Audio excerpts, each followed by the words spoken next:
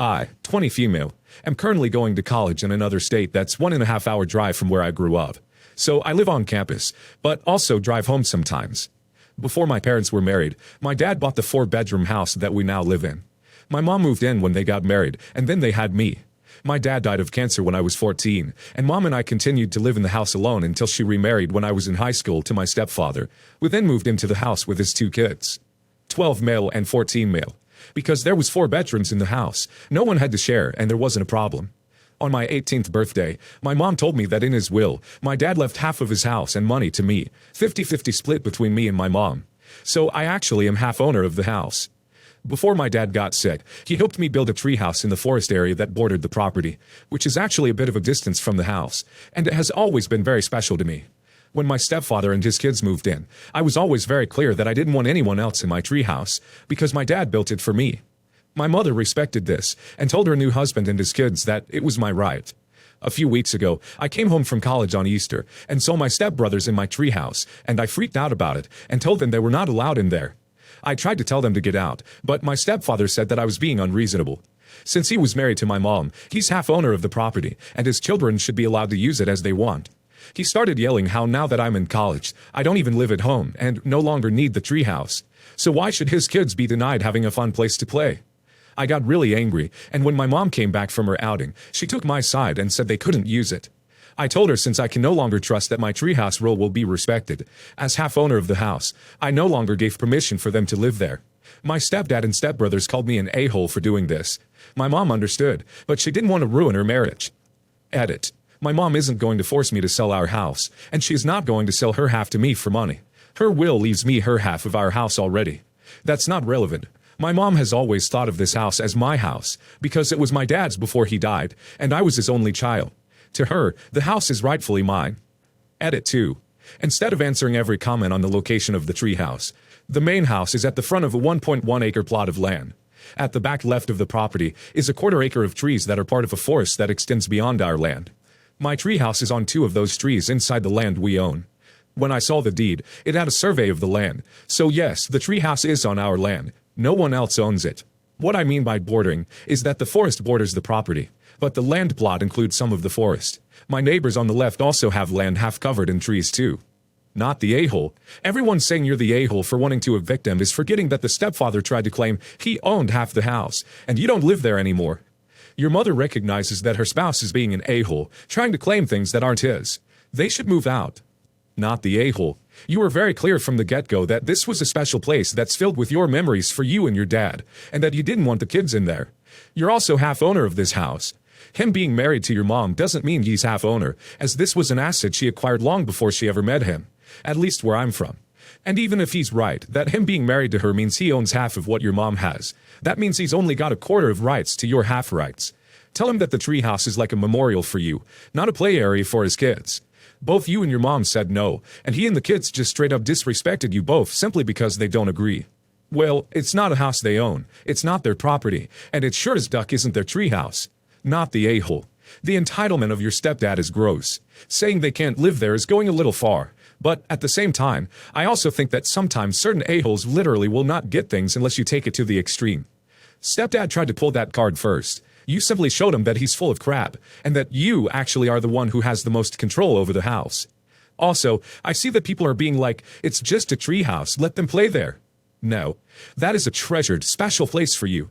You laid out boundaries right from the jump, which your mom also supported. And he's now trying to cross the boundaries and make you look like the a-hole. Your ducking stepbrothers can play elsewhere. Tell their bum dad to build them one if they need it so bad. Honestly, I'm gonna get downvoted, but everyone sucks here. They aren't guests. They live there, with permission from the other owner. You can't throw them out when you can't control their every move.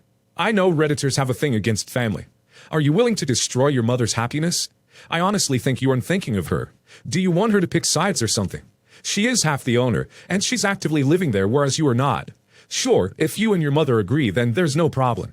But you are literally gonna make your mother end up alone due to selfishness. A woman who already lost one husband. I'm assuming they are paying maintenance on the house while they are living there, and your mother obviously wants to live with them. Even a landlord should not get to control how people live in their home, as long as physical damage isn't being done. Don't get me wrong, I understand the treehouse is special, but treehouses are made to be played in, enjoyed. As long as they don't physically damage it and respect the space, and maybe stay out of it when you are there. What's the issue? Husband, 25 male, and I, 22 female, have been together for more than 9 years. We are both the first everything for the other, and despite being together for so long, we still love each other as when we were teenagers. And my brother, 34 male, doesn't understand that he thinks that at some point during those 9 years, I cheated on my husband, or he cheated on me, because there's no way that two people don't get bored of the other after so long. And being honest, yes, I know some people may get bored of their partners after a few years, but that's not our case. We have an amazing relationship. We love each other madly. We have the same goals. We respect each other, and S is awesome. And my whole family knows it because most of them always make fun of us because we were all the time kissing and telling each other I love you. And my brother thinks we are lying when we say I love you to each other, and he told us face to face. We were at our father's house, and my father, 55 male, started joking saying that he's ready to have grandchildren. And I told him that my husband and I are planning to have babies in a few years, and he said that he knows that my future children are going to be his only grandchildren because my brother hates kids and women who want something serious with him. When my dad said that, he, my brother, said that he's not afraid of serious relationships, but doesn't want to spend years pretending that he's in love with someone. I told him that it's about finding the right person, and that if that person is the one, love will never die, even if the two go through difficult times as a couple.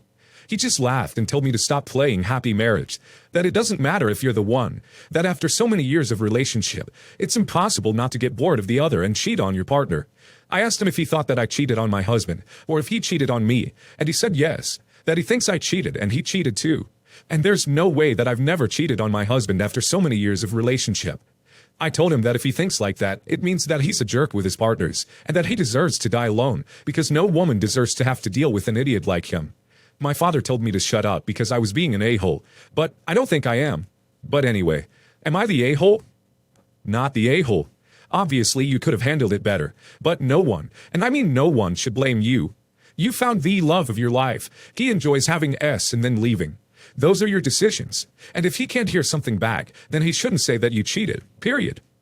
Everyone sucks here. You've only been with one person, but you've dated since you were 13, and your brother is 10 years older than you and a serial cheater. Neither of you can really understand the other's point of view about dating, and shouldn't be giving advice to each other honestly. Your dad shouldn't have started this drama with this comment, and your brother sucks for cheating and saying he thinks you and your partner cheat on each other. But you took it too far in the end, and kind of come across as having a holier-than-thou attitude about dating, not even relating to the cheating as much as it is about being a perfect couple. Not the a-hole. Telling him what he deserves was a bit harsh, but so is him saying there's no way you and your husband haven't cheated on each other. It sounds like your brother is the type of person who needs an open relationship, which is totally acceptable for people who are open to that. There are plenty of women who are seeking open relationships.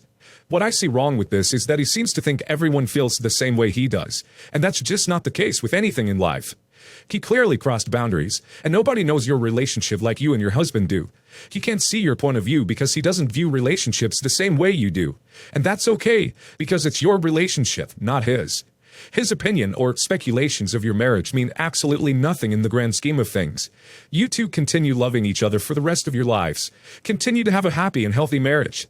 One thing I've learned in life so far is that you can't change everyone's opinions, no matter how hurtful they can be. At the end of the day, his opinion on relationships should have no real effect on yours. It must be incredibly frustrating, and maybe you could in your own words explain that you can accept his view without agreeing with it, and leave it at that. If he won't leave you alone, you might need to separate yourselves from the situation for a while. It doesn't matter if he thinks you both cheat because you both know the truth, and you know the dynamic of your relationship better than anyone else. Just my opinion. My ex-wife and I divorced a few months ago, and she currently lives with her boyfriend, the guy she had an affair with, but that is a whole different story, and his daughter, who is the same age. Anyways, she took our daughter shopping for school supplies. I make significantly more money than her, and I'm happy to pay these costs as we share equal parenting time, and I don't want my daughter to go without something because of our new situation. My ex-wife asked me to reimburse the costs. She claimed the total came out to around $350. The price set off alarm bells in my head, so I told her I was happy to do so, provided she shows me a receipt for the items. This caused her to flip out, tell me no one keeps receipts, and that I was being an a-hole for demanding to see the receipt instead of trusting her. I decided to get a rough idea of what it should cost by pulling up all the supplies on Walmart, and the total came to around $215. Based upon this, I've concluded that she likely shopped for our daughter and her boyfriend's daughter at the same time. However, that's obviously just a hunch, and I have no realistic way of knowing that. She keeps asking me to reimburse her, and I'm holding pretty firm on my no receipt, no money stance. Am I the a-hole for refusing to pay for her school supplies without seeing a clear, itemized receipt of what they bought and how many? Update 1. I texted her to inform her that we can go back to Walmart with her card and request a receipt. I then explained to her the discrepancy between the prices I found for the school-approved list by shopping online at Walmart versus the total cost for which she is assigning me accountability. This prompted a few angry texts, some insults, threats of returning to court, and the explanation that she needed extras so that she could have spares at her house in case a pencil bag broke, etc. This essentially confirmed for me that I ought not be paying the full $350, as at best, she is trying to get me to fund her own household costs. At worst, she concocted a story to swindle me into paying for boyfriend's kids' supplies. What I want to do? Tell her to pound sand, and wish her the best in court, where she will have to explain why I owe her money when our divorce decree states any non-routine expenses related to the child's education or medical shall be shared jointly between Mr. Anon and Mrs. Anon. The party that paid for the expenses shall provide documentation of the expense to the other party for reimbursement. All reimbursements must be made as soon as practical, and no later than 30 days after the expense was incurred. What I'm going to do after I calm back down from her comments: flip her $110 and call it a day. Not the a-hole. Asking for a receipt is a perfectly reasonable request, and how everything should be handled. Also, it's one of those things that tends to pop up in later hearings, that one day you may wish you had documented. Also, you did trust her. You trusted her not to let some other guy stick his hang down in her when she was married to you. That seemingly didn't work out too well. However, it should also be perfectly reasonable for you to pay $175 as your half, and ask that next time she simply provide receipts, which would coincidentally be perfectly in line with your real estimate of costs. Not the a-hole. Why would you trust someone that cheated on you? Not the a-hole. No receipt, no payment. She can take it out of her monthly child support check, or she can go back to the store and tell them she needs a receipt for a certain day. All she needs is the ATM credit card she paid with. Most stores can give her a receipt right away because it's in their system. My wife's mother has a massive ego. Some examples include wearing what could have been a wedding gown to our wedding in a shade of pale blush. So bridal. Sulking when we got engaged because she wanted to get engaged despite not having anyone in mind. Announcing how beautiful her hair was at father-in-law's funeral. Demanding my wife's pregnancy not interfere with her destination wedding when she did get remarried. And sulking because our daughter was named after 2 other family members and not her. I see the effect it has on my wife. Father-in-law always pitted them against each other because he was gross, and she feels like she has always had to compete with her mom. I'm not okay with that. Recently, we had a photo shoot for our daughter's first birthday. Everyone was supposed to wear jeans and a white shirt, any white shirt, so mother-in-law could be somewhat fashionable. Mother-in-law made a whiny comment about how her husband doesn't own jeans, so now she has to go shopping. I flat out told her I wasn't aware his legs don't work. She looked confused, and I said he can go shopping himself. So, in mother-in-law's mind, this photo shoot was off to a bad start. The day of, mother-in-law showed up wearing a white top and a blue floral skirt.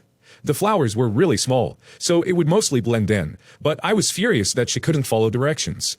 I asked my wife if she was okay with it, and she said, you know how she is.